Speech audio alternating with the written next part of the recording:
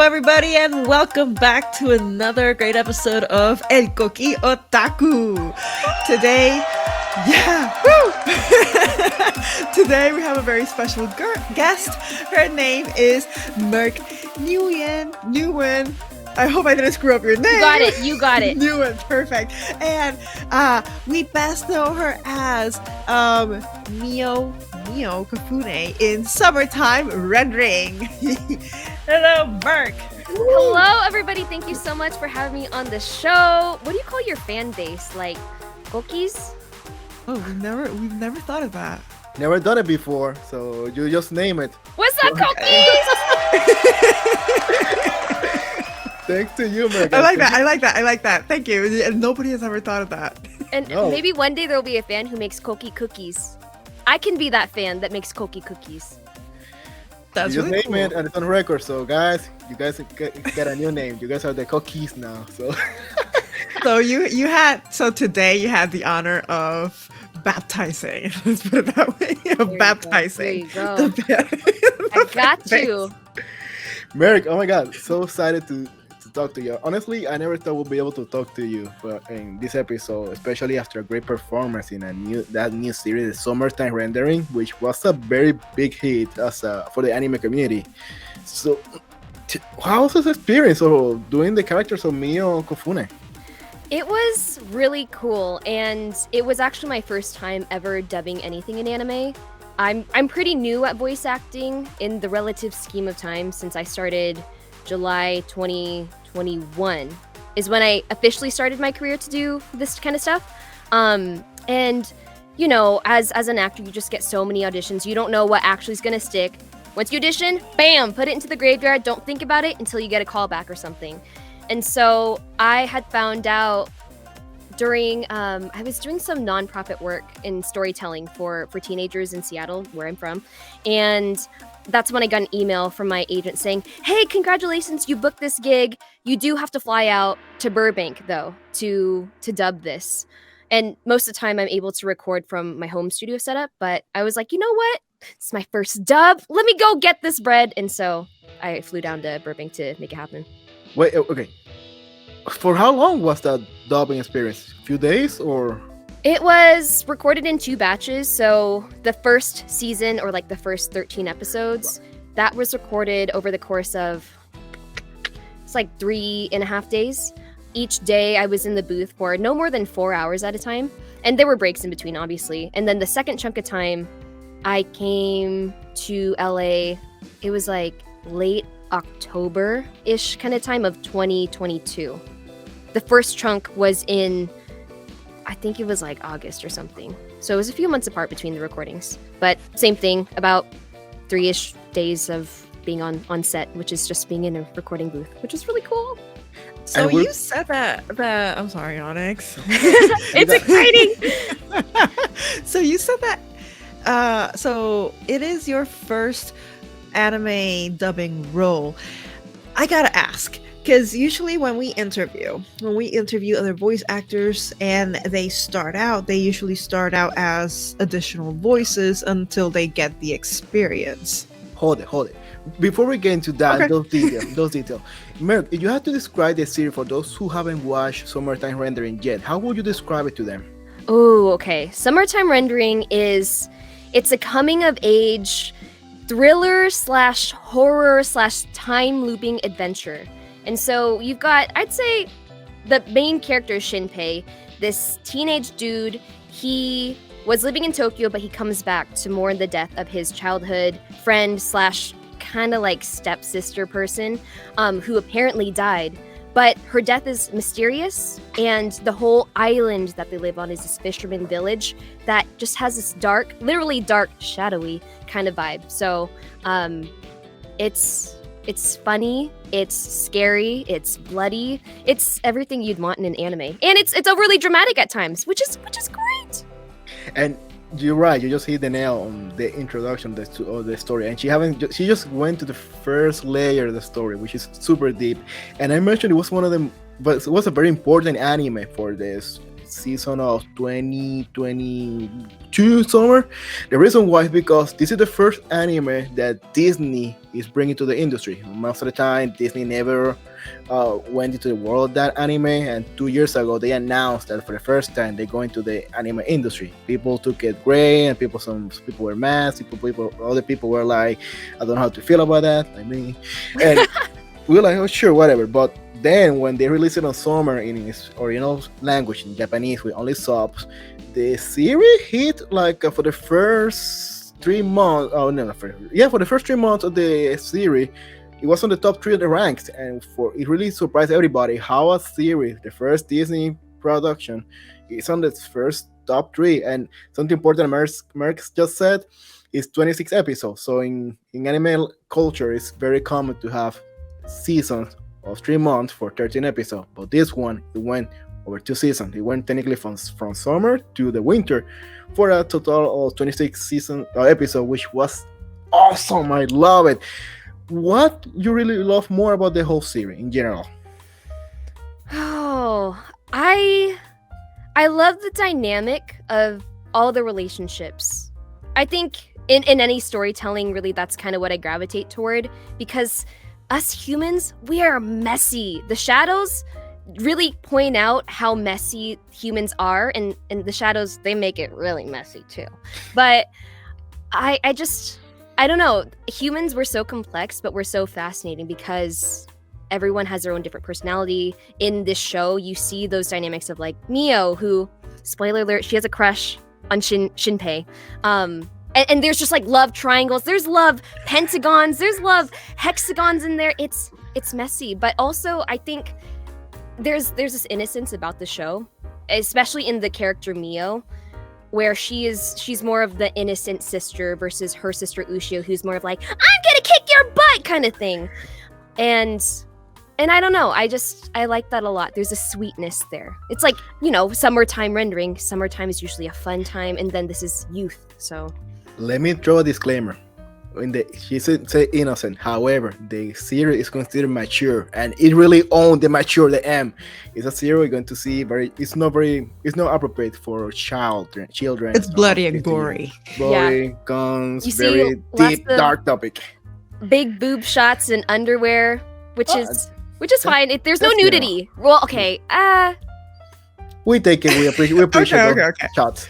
Kiara. Oh yeah. I love the fact that you mentioned that Mio was kind of like the more innocent type. How do you feel when you were dubbing Shadow Mio and she was like, oh, I'm going to tell on regular Mio, or your feelings to Shimpei? Oh man, as the observer, when I would watch the scene before I actually recorded it, I'd be like, oh dang, Shadow Mio is just spilling the tea, telling it like it is. And I thought it was really exciting and entertaining in terms of like, okay, actually embodying the character. I really like Shadow Mio because I don't want to spoil anything. Should I spoil anything about the plot? So they have time. They have time to watch it. You can spoil it. They can spoil it. People pause now if you want to watch it. Yeah, so, exactly. But subscribe, like and share first, please. Okay, fast forward 1 minute. So Shadow Mio ends up being a good guy, essentially, a good girl. She helps out Shimpei and the rest of the team fight the rest of the shadows. And so there is a scene where she's like, why don't you just tell Shimpei how you actually feel about him? And I think, in some cultures, it'd be like, yeah, duh, tell the truth. But other cultures / people's personalities, their temperament, they're like, oh, that's just not in my nature to do so. And I think ultimately Mio really respects her sister, even if Uhsio is there as a shadow. She loves her sister so much, so she's not going to cross that boundary. And so I liked it. It was tense at times, but let me bring our audience today. If you haven't watched Shadow, my God, SummerTime rendering. Shadow time rendering. Oh, no, please don't. SummerTime rendering. In this story, there's something going on. I'm not going to spoil it 100%, but something's going on that when this creature, those mystical creature, whatever's in the island, once they attack somebody, they create like a copy, technically like an identity copy of the person I don't want to spoil everything about it. However, that copy doesn't copy the personality. It just physical and voice everything, but the personality they can copy.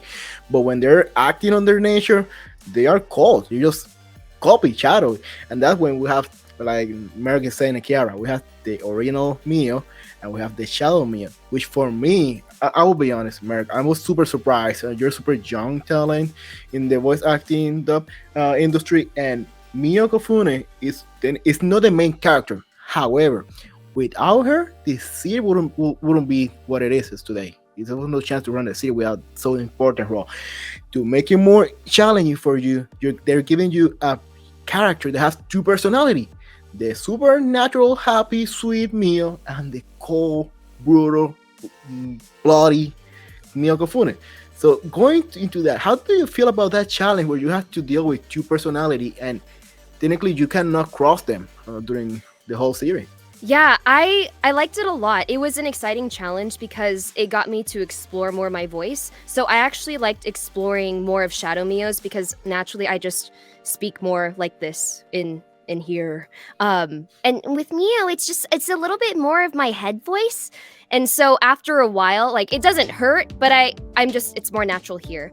And so I think it was challenging to kind of, okay, let me go back a little bit. The process in which we recorded, it was like I would watch a scene and then I would do Mio's lines. And then if there was Shadow Mio in the episode, then I would record that after Mio is done. So that way I would have the separation. So the technical process made it easier for me to switch back and forth between the characters.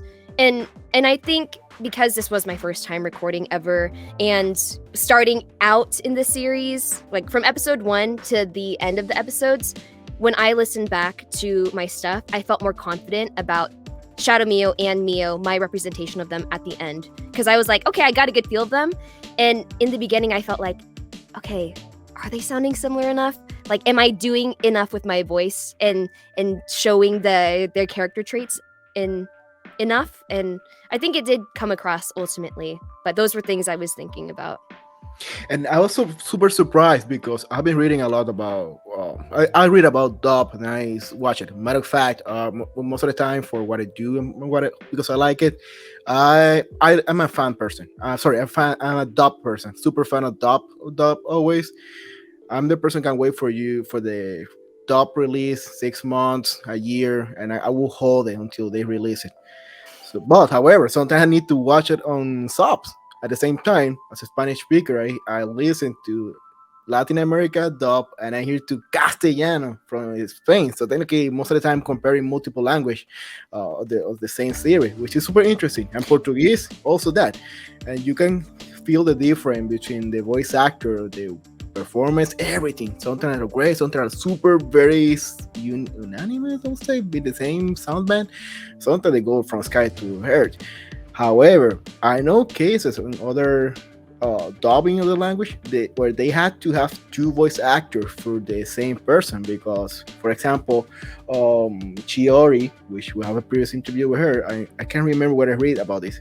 The cute, real life person Chiori, she was one voice actor, but for the evil one, it was another voice actor. So I'm like, how these guys are doing this? In which language was that? I can't recall. I need to read it again. But I saw it and it hit me so bad seeing two voice actors for the same character. Only that one is evil and one is innocent. Yeah, that's really interesting. Yeah, that reminds me. So my husband and I, we went back and listened to little snippets of each character in the Japanese version just to see, okay, how does it come across and what are our impressions of it? And it really is so different. Even though you are given that same character description, Japanese version, English version, Spanish, Portuguese, each actor really does take it on a different life, which is so exciting when you have something that is in multiple languages because you get to experience that, especially if you are someone who is understanding both the languages and like, oh, you catch those little nuances. Definitely. I know there's some dub hater over there. Kiara was showing me one of the Gray, how's his name, Kiara? Gray, the voice actor we're Gray Griffin? Wait. The Greg Aries. Oh, Great Air. His Twitter, it said, if you hate, in the banner, it said, if you hate dub, get out of here. I'm like, I love it. I love it. I love it because I'm one of those person. I'm a person. I mean, you watch what you like, but don't hate it. And especially the dub. When we're speaking about dubbing, we're seeing a lot of passion, work, dedication. It's way go beyond one simple voice per character. mm-hmm. And hearing voice work, it's really helped me to understand the feelings, the passion of the character. For me, when I watch a series in subs, I see what's going on. I might be shocked, but I don't get the emotion, the feelings as I hear it in English or Spanish. We were just watching before recording today, The Last of Us. By accident, I watched it in Spanish because it changed. And those first minutes, I was like, "That's great," because I felt the jokes they were saying. I'm like, and when we switch it to They were English, like, funnier in Spanish than in English. and that happened a lot. There's a lot of series where the dubs, even English or Spanish, are way better than the subs. You know, that reminds me of a specific line in SummerTime Rendering, and it's where Shadow Mio is making she's making a total jab at the US, talking about guns, like, oh, you can get guns all the time in America. First There of was all, more than one jab. yeah. Oh, yes. Do you remember the other one? When they're It going was- to kill, they're trying to kill real Mio, and she going to. I just remember that. Don't shoot at the we don't night have- because it's not normal here, like America, to hear shooting in the middle of the Yeah. night. Or And we I'm don't like- have guns here. This is not America. We were like, Yeah. So when I saw that when we were recording, I went, "Oh, she said that!" And that's what I love about Shadow Mio. She tells it as it is. But like as you know, as us living in the US, like we know. Even if we weren't, we would know because we see the headlines and all that stuff. But I'm like, dang, yeah, that really hits. I'm like, I have very mixed feelings about that because I'm like, how supposed to be proud that the world see us like crazy people with guns in the hand, and people in America were like, we're proud of having guns. At the same time, I'm like, can you just take a look at the people outside our bubble are looking at us like crazy people because just looks what's going on. And in anime, there's so many jabs, so many reference to America with the guns, which every time I'm like, yeah, this isn't normal at this point. The same way we say French, bagel, and pizza, Italia, we're saying America guns at this point. Are they going to, I now wonder, is going to YouTube to ban me like, because saying guns? I hope not, because they already did it with one for saying one. Who knows? word. We'll just hope we're we're saying the virus. Yeah, thank you, YouTube. You know what we're talking about. Yeah, YouTube, because I said the name of the virus that they. I don't know. I see. They were like, that- "Oh no, you can't say that name." We're like, why? Because it's the truth. But okay.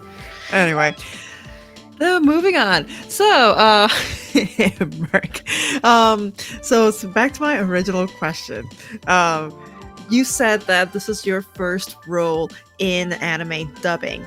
Usually, when we interview other voice actors, their first roles are more as additional voices, so that they can actually get the experience. Once they actually have the experience, then they're able to land other roles.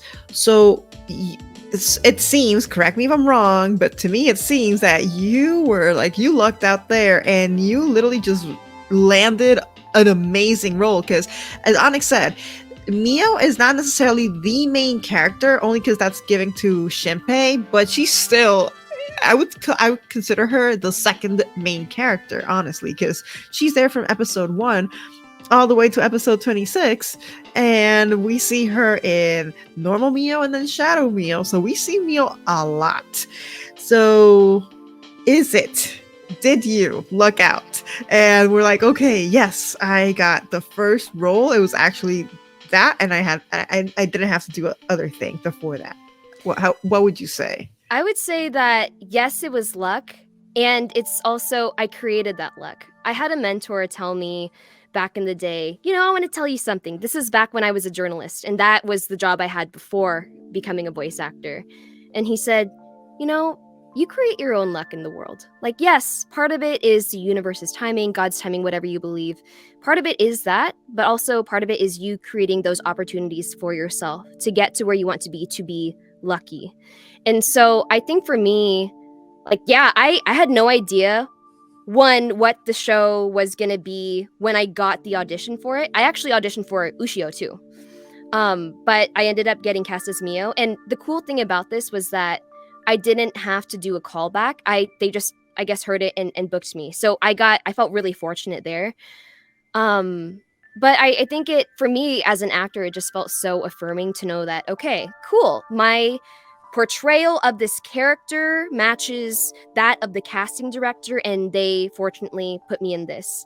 And I like to think that is an improvement in the dubbing world and the voice acting overworld, that they're not just relying on big names and people they've always gone to. They're giving people who haven't always been in these places, or like less familiar names, to actually take on these big roles. Because at the end of the day, it's about who can portray the character the best. It's not this person is better than the other one. It's what's going to be the best for the show. And so I'm grateful.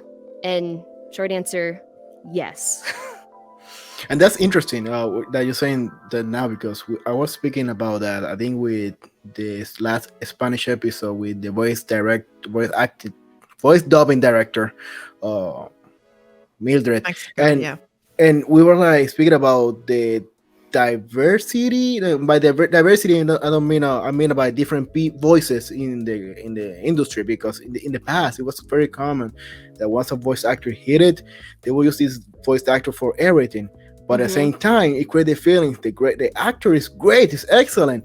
However, for those people who watch too much the product in one industry like anime, Yeah. it's kind of shocking hearing the voice of somebody again and again and again, because a good actor, they can make it so you don't recognize it. However, when you have 20 episodes, 20 production per year, it's kind of hard to not notice it, that you're in 15 more when I hear you right now. Yeah, totally. And that reminds me, I had a friend who, my husband and I, it's actually his friend. We said, hey, what animes are you watching? Because he really likes watching anime. And the friend said, oh, I watched this one called SummerTime Rendering recently. And I didn't know if he knew I was in the show. And I said, hey, I voiced it. Did you listen to the dub? He said, yeah, I watched the English dub. I said, I voiced a character. He goes, shut up. No, you didn't. I said, yeah, I did. I was Mio. He goes, no, I don't believe you. So we had to go back, even though him and his girlfriend had already watched it. And he's like, dude, I didn't even know that was you. So that, to me, as a voice actor, is like, cool, I've done my job well, because people don't recognize it as me. I can portray this other person. And the fact that he had already watched the show, because it's a good show. Objectively speaking, it's a good show if you're into that stuff.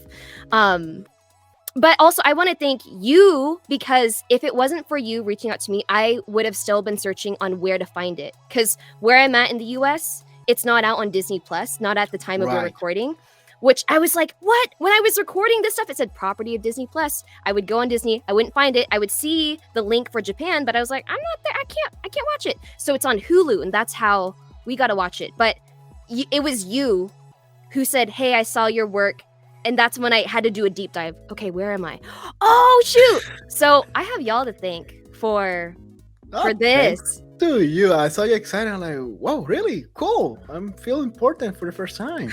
I was surprised when Onyx, I think you posted, I'm not sure if it was Instagram. You had posted a story, and it said like, thank you to Koki Otaku, whatever, and because you finally found the show. And I'm just like, how does she not know the show she worked in? Like, how does she not know where to find it? They don't tell you. They don't tell you when your stuff is like out like that.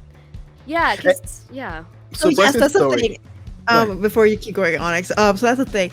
If it's, from my understanding, if it's not made directly by Disney or Pixar, and it's like really mature, or they just can't show it for everybody, then it gets shifted or shunted to Hulu, which is still a part of Disney, like ESPN and all these things. Exactly. Right. I was about to go into that, because probably I said Disney, but when you go to the Disney Plus app, you will not find over there. So this is long story short. When they released first the Summertime Rendering Summer 2022 in Japan, it went to Disney Plus. Yeah. And that's something that really hit me. It was only available at Japan on Disney Plus. So we were wondering here, how the heck a series that's so limited by one region is hitting the top 3 for so long, the top 3 ranks. And technically, what It's people were that doing, good. people were using VPNs for any kind to go change your location to Japan, and that way they will changing watching the Japan series. However, and this is when pirate internet sometimes save the day. When you go to Japan Disney Plus, you only have it in Japanese language and the Japanese subs. There's no English, Spanish subtitle. So then pirates sites start doing their own subs with between the pirate and the internet and Disney over there. They kept the series in the first three ranks for a very long time. At the same time, the series finalized. We're now everybody's here like, hey guys, don't forget about us. We want to watch it somehow. Can you just at least bring it up? And it's kind of funny you're telling us about the timeline about this because we didn't hear the news until the week of the holidays in December when they suddenly released, okay guys, so the international version is going to be released the first week of January. However, take a look based on your region, you're going to change the app. We're like, how that? So for Asia, they stay in Disney Plus. For America, North America, they have to use Hulu. For Central America and South America, they use another platform, which I don't know the name. Really? It's very. I'm hear the gonna name. assume it's because of branding. I want to assume it's because here in the United States, Disney is seen as something that's really wholesome and really family friendly, and summertime rendering cannot be described as family friendly because it's too mature, and they show guns and suicide and things like that, and we can't do that. It's based on the tolerance of the audience. Right, but then in audience Japan, Japan, they're a lot more liberal in that sense. So they're like, okay, so I guess that's why they had it in Disney Plus Japanese. That makes a lot of sense to me. It really does. I can see the social media going crazy because there's a series in Disney with guns on it. I don't know why, but I can see it very easy happening here in North America. But again, Disney Plus, because people are in the old mentality that's for kids. However, even the industry of Disney, they're walking outside that bubble of kids only. They're going to the adult one because the adult are the one bringing the money, and they want products. So they're like, perfect, you guys want product? You have money? Here you go, slowly. At the end of the day, the answer is where's the money? Bam. Exactly. And in this case, to avoid that big controversial, they go to Hulu. Which, by the way, a personal opinion, I hate Hulu because I had to pay extra to have no ads in the regular membership. I had to upgrade my membership because I'm not going to watch ads. I want to go straight to the show. That's exactly what they want. They did it. They right. I'm still on that basic plan. My sister's the one who pays for our Hulu, so we had to wait our sweet time. I would do puzzles in between breaks. And I finished the puzzles, a 520 piece, and I got 3 minutes. Yeah, I got 3 minutes. I could do this, and I did it. So no, but SummerTime rendering is one of the. It really hit me. It's an anime that I was not expecting anything about it, and I was so in shock with the series, with the dubs, because I watch it also in Spanish or Latin America and English. And guys, trust me, it's a must watch. Of course, is for a mature audience, so you're going to see a lot, but there's no slow time in the whole series. No, you really have to be paying attention with all the timing of everything. And that makes me want to ask you both, what were your favorite parts of the show, and did you have any favorite characters? Because I got a favorite character, and it's not Mio. I have my waifu. My waifu is Hizuru Minakata. From the memes, I wasn't watching the series. I watch it from the beginning, all the memes, and they tracking the ranking. I'm like, oh my god, I love her. She's awesome. She's the wife of the series. And even when they said about Kiara, she's a waifu material. Like, no wait, hold it. She's waifu material. And by the midpoint of the series, she's like, yeah, she's waifu material. I told you.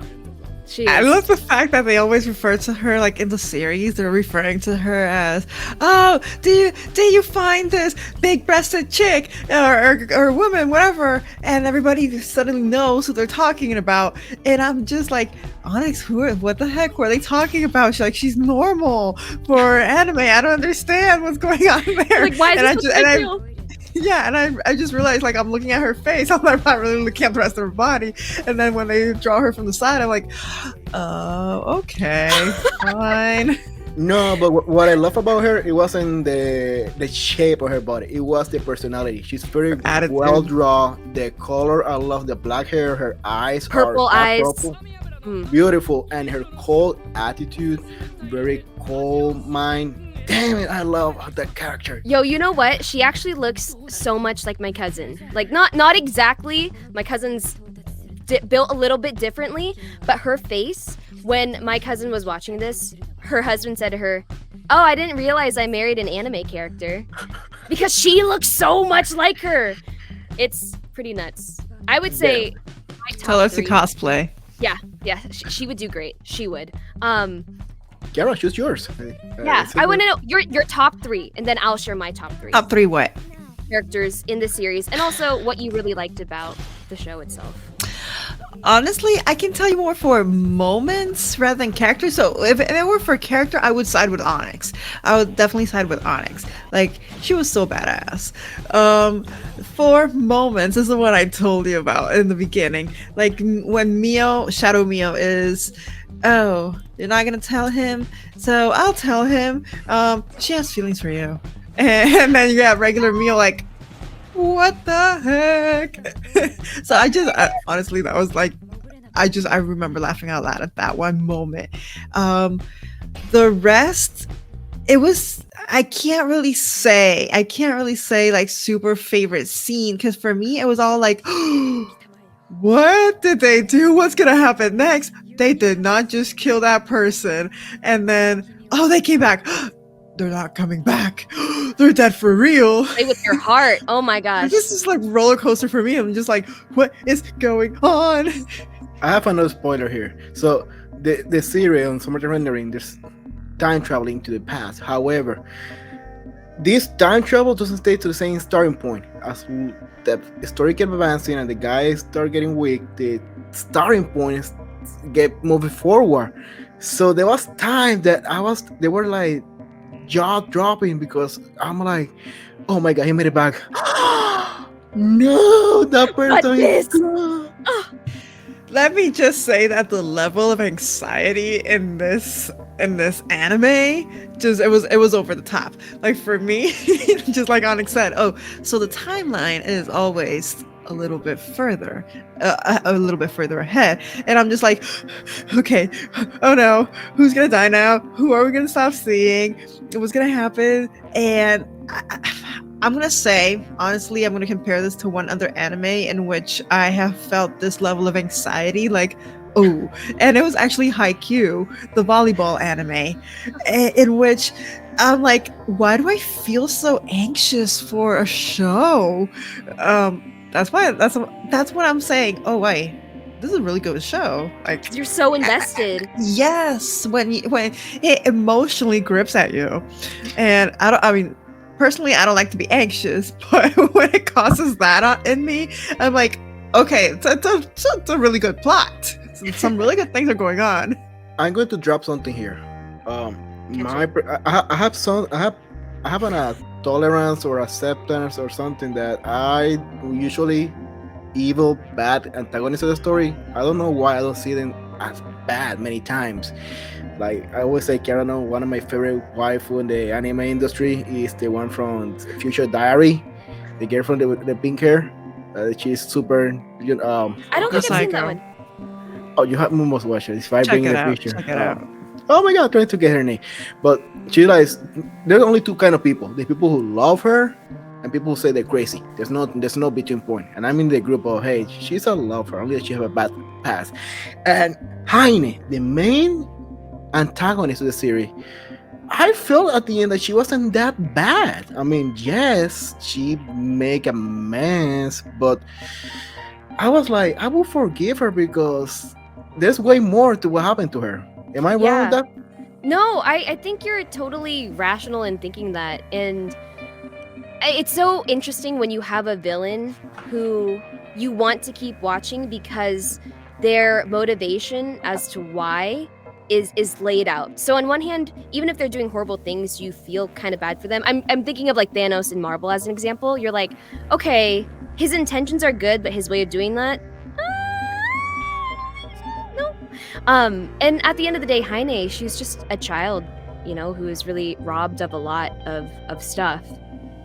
So even that there was a line which I can't remember who said it, but somebody told to Shimpei, remember she's a child, where she was like dying, and that moment That hit me was- so hard. it was your waifu, Hizuru, who said that. She said, just remember, she was just a kid who wanted friends and to be loved.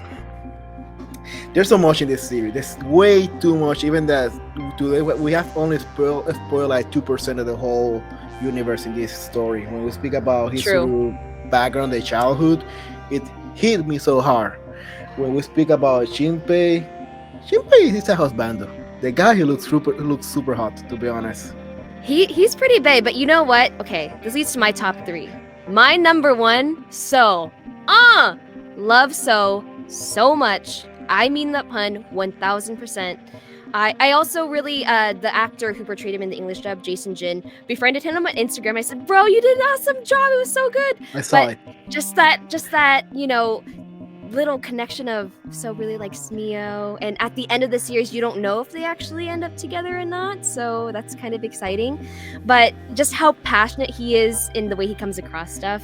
And then Hizuru, of course, because of all the reasons y'all said. But then Nezu, the fisherman guy, who's kind of Hizuru's I love like, him. side guy. Oh, he's just got one eye and he's just a reliable dude. He's another badass. Like Super. him and me and Hizuru are like just best characters. Yes. Yeah. It killed me when he had to make the kill, which I wasn't ready for that. And he took the decision, the first kill, and like, I'm doing it. I'm like, why are you doing it? Because there's no going back, and I know what I have to do, and I'm happy with the life I live with that person. And he made the kill, and I was like, damn it! And by the way, this is not a spoiler. This is a disclaimer, guys. Hulu going to give you it's going to give you the mature banner, like what mature this is Your intended, discretion is advised. but everything they said, the following program is just mature the following presentation is intended for mature audience. Viewer discretion is advised. We were like, oh crap, it's going to happen, and yes, there's a It's pattern. gonna go down. Wait, didn't they do that in every episode though? No, No, they no. Wait, did they not. didn't? If you look really closely, some episodes say They TV didn't. 14, Right. say TV 14, and there's nothing's going on there. But then you have TV so mature, and then when the really mature ones, you're gonna have the following program is not intended for whatever audiences. Viewer discretion is advised. And you're like, oh no, this episode is gonna get bloody. This episode's gonna get gory. It's gonna go down. I think we realized in episode number 3 or 4 when we hear it for the first time, and I look at Carol like, is it the first time they're saying it? And when they start the episode, first minute, a flying eyeball, and I'm like, okay, now we know why. That makes sense. It is great. I agree with you. There's so many characters. It's kind of hard to choose one. I keep saying, and I have still my question. Mio is really Uhsio sister? Yeah, legit. Like, I'm pretty sure they're Legit? the blood sisters, yeah. I mean, she looks like Mio and Shimpei look like they could be more related, given that they both have dark hair and those features are the same. But I'm pretty sure, like, we don't know at all anything about Mio and Ushio's mom, and their dad's name is Alan's wife. Nothing is mentioned there. But I think just her mom's genes, Mio's mom, whoever that woman is. I don't remember they showed her for a few seconds. Mia's mom. It I doesn't feel like they matter. did. It doesn't matter. You But can genetically speaking, this can happen. Yes. There's one episode where she's saying, and by the way, this really happened. Mio is telling with Shadow Mio, I don't know, I'm so different from my sister. My sister is, she said, bubbly and yellow, blonde, blue eyes. I'm all the other way. I'm darker skin because I'm sweet. I swim. I'm athletic. I sweat more. I'm like, and I hear like, Can we do let's a have genetic test here? let's Doesn't have the matter. bio expert here guide us in genetics. It doesn't matter. That's what I'm saying. That's what I'm saying. So genetically speaking, it doesn't matter. You can have both parents. I do. This is what I tell people. Like, it doesn't matter the color of the skin of your parents, because of genes. Like, let's say both my parents can be black hair, brown eyes, but then I come out blonde and green eyes. It's not that my mom cheated on my father. It's that genetically speaking, this can happen. It's unlikely, but it can happen. Alleles, So- right? As if my biology is coming back Thank to me. you. There Thank we you, go. yes. One from mom, one from dad. Okay, Recessive so- and dominant traits. Yes. So I come from Puerto Rico, from an island. So this is an island too. If I live in that island, I will be the whisperer in there. Yeah, check it out. Probably they're not. I will say there was something weird with him. Onyx is gonna have his own conspiracy theory podcast where he goes down those rabbit holes, and that's Oh. okay. They are sister. I think so. I'm gonna say yes. That's not a definitive yes, but just the dynamic between, how opposite they are, it just makes me think of sibling relationships. And in real life, Merk has 2 siblings. I'm the youngest of 3, and the relationship that Mio has with Uhsio was kind of similar to the relationship I had with my sister growing up. Like Uhsio, my sister was older, and she was like really well liked by everyone. And for me, I was 6 years younger, and I don't know, we were kind of different. I was a lot quieter when I was growing up, but that made me want to be so much like my sister at a certain point in time. And my approach to acting is, okay, I may use some of my life as inspiration, but I'm not gonna connect those 2 worlds, because I want to build my world as that character. And we don't want to have to go to therapy if we don't need to, so we don't. But it was really cool to bring that to life, because as I was saying earlier, Mio's love for Uhsio is so present, and the love that Uhsio has for Mio is there too. And so that's why, like, as different as they are in physically, emotionally, and all that stuff, the great thing is that their love is undeniable. I agree. I Love mean, that. again, each character have a very deep position in the whole series. Yeah. And something that I really love about this anime series, which is not often happens, sadly, in the anime industry or world of the story, this series, they give you a very well detailed ending. Most of the time, they give many open window, any open idea possibility. Are they going to date or not going to not? They left, and it killed me that I spent 26 episodes, 13, and at the end, I'm like, who did he choose? And I'm like, yeah, the end. I'm like, no, just give me one. I might hate you for the one that you choose, but my domestic girlfriend, everybody hate the final character that he stay with. But damn, don't do that. And for this series, they went through everything, all the details. Okay, guys, so this is how everything end up. This is the story. This will happen. This is how everybody is live now, and happy ever after. Like, great. Finally, I have no questions after it. I mean, of course, I would love to know. Except the about only Mio. question is, Mio and So, does she say yes to his proposal of, will you go out with me? The second time, we don't know. And that's the only thing, but you're so right. How you don't really have those lingering thoughts of, wait, but this wasn't explained, because they did it all so well. If anything, you're thinking about it because you're just like, dang, the way they did time looping, and oh my gosh, I can't believe that happened. But then you know what the ending is, so then you're satisfied on the inside. And Let's put it this character- way. Let's Right. put it this way. I love the fact that this series, it gets complicated, but it follows that very simple pattern of, so here are the characters, here's the setting, here's the plot, rising action, climax, and then resolution, and you get everything so laid out. And I love the fact that it goes through that, just because it gets really complicated at one point, and you're like, what's going on? Like, how is this going to end? And they actually are able to end it in a way that people are satisfied. Like, oh, they didn't just leave it as, okay, we finally got to day number whatever, but they actually show past that, like what happens to these characters after everything is actually done. Mm-hmm. And let me drop this. Your bet is that maybe Soul end up with Mio. I hope so. That's your knight on the fight. My fighter over here is Tokiko Ichigata. Yeah, that could happen because it is revealed later on that Tokiko really she's got the hots for Mio. So both of the siblings really like Mio in the same way that both the siblings in the Kofune family really like Shimpei. Great Again, taste. hexagon or how many of them? Hexagons. Pentagon, whatever. Polyhedron shape. Oh my gosh. Hey, that happened in Island. When you have a small town, this crap Oh my happens God. all the time. Yes. That's very, very true. At one point, we were actually like, "Oh, who's staying with her? The sister or the brother? The sister or the brother? Who?" What we got through right here, are we gonna vote it out? I vote for So. I go for Tokiko. I Right. vote too. I vote for Tokiko. This is why Tokiko from the beginning, she was very clear. I mean, she was not clear, but she was throwing her hint like, "Hey, I know this girl better than all you guys." Yes, she was And- just shy about it.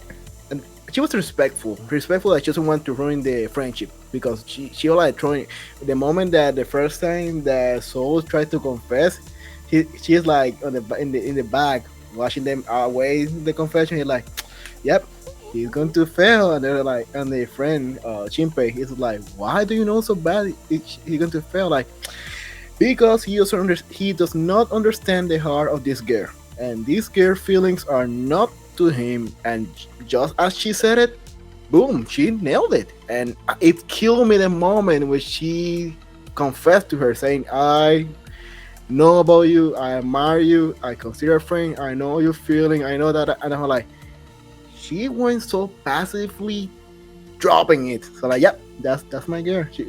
I mean, who knows? I mean, And she did step it up when Mio was in one of the loops was like gonna die, and she did. But we know the ending now. You are persuading me because I see all those. I think maybe because in my anime life, in Merk's head, anime Merk would go for someone who's like her, because in real life I did not go for someone who was like me. I went for someone totally opposite of me. I think I see that, I'm like, yeah, I want that. But in reality, would Merk want to be with someone like her? No, because it'd be like having two dogs together, just like all the time. So I need that cat dog energy, and Tokiko and Mio, they do have more of that. But I just love So. I think we're only missing one more character. Yeah, just the shadow in the room. What about Ryuunosuke? A spoiler here. Oh, Ryuunosuke. Big spoiler. Yes. Ryuunosuke, and this is spoiler for the first 5 episodes. Then you can figure out. Our waifu Hizuru have like a double personality. Your wife. here. Oh yeah, your wife. We make I just named her our wife. So the waifu of the series, Hizuru, she have like a double personality, and she like swapped on purpose with them. So the beginning was kind of interesting how she say, "Okay, so I need to think more about this," and suddenly she said like, and she was like another person. Later on, episode 3, they released that okay, yeah, she doesn't have double personality. She have her brother soul trapped on her body, which is like a boom. Later on, we know more about the story, how this happened, why he's there, who he really was, and oh my god, Ryuunosuke was the sweetest character of the whole group, and I felt awful about his story. Yeah, he really was the he really was the VIP character, because he really came in clutch. And I will say, you reminded me that hair is such a big thing in this series. You see it in many characters, and even in waifu, when she ties up her hair, she's actually her brother personified. And then when it's down, then that's when she's just herself. But it's interesting because in the beginning, there's all that mystery of, okay, she's talking on this phone, listening to recordings. It sounds like herself, but not. It's such a trip. It is super interesting. And by the way, Hizuru, she looks great in both hairstyles. I don't know, she looks great in all of them. Trust me, guys, on this one. And girls, trust me in this one. Everybody, just. Hey, Merk, thank you so much for this talk. I really love it. We have a great time with you. For people who want to know more about you, where can they learn more about you? Social media and website. Yes, so on all the socials, I am at Ultra Rad Uber Fad, not related to Plus Ultra of My Hero Academia, although great anime. And then you can check me out on my website, workwithmerk.com. That's work, WERK, with MERK. I'm going to be in some Nickelodeon shows coming out. Can't talk about them yet, but very exciting. This is just the beginning of my voice acting career, so thank you for. Oh, before you even go, you're like, this is the beginning of my voice acting career. I worked for Nickelodeon, but then you also worked for a video game for narrator Monster High. I'm sorry, is that not? Yeah, that's U3 okay. Arena. Yep. Okay. So yes, you got a lot of things going on. So you got future projects. I love that. Thank you. Definitely. And for us guys, so we're going to do like each week, 1 week in Spanish episode and the next week in English version. So it's because you guys going to have multiple diversity in our channel. So make sure to subscribe, like, and share in our YouTube channel, on Koki Otaku on YouTube. You can go to our social media, Facebook, Instagram, YouTube, anime, you name it. But it's very important here on YouTube. Subscribe, like, and share, and we'll be hearing more about us in the next episode. So thank you so much, Merk, and sayonara. Sayonara! Bye, cookies! Bye.